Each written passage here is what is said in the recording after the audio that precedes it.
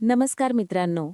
ठरलं तर मग मालिकेच्या पुढील भागामध्ये आपल्याला बघायला मिळेल की महिपतला भेटायला एक व्यक्ती आलेली असते. आता ती दुसरी तिसरी कोणी नसून त्याचीच मुलगी साक्षी असते.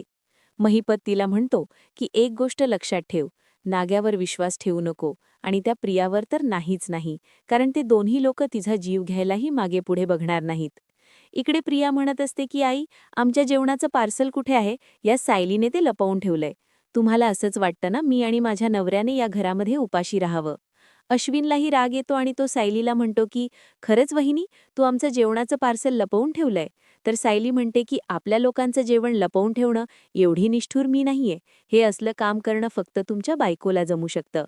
त्यानंतर सायली आता एक व्हिडिओ अश्विनला दाखवते. तर त्या व्हिडिओमध्ये स्पष्टपणे दिसतं की सायली जेवण बनवून गेलेले असते ते प्रिया एका पार्सलमध्ये पॅक करून बाहेर फेकून येते. त्यानंतर मात्र प्रियाचा खरा चेहरा अश्विन समोर येतो. त्यानंतर अश्विन रागातच प्रियाला जाब विचारत असतो की सायली वहिनीने बनवलेलं जेवण पॅक करून तू कुठे घेऊन गेलीस? तर भेटूया पुढच्या भागात.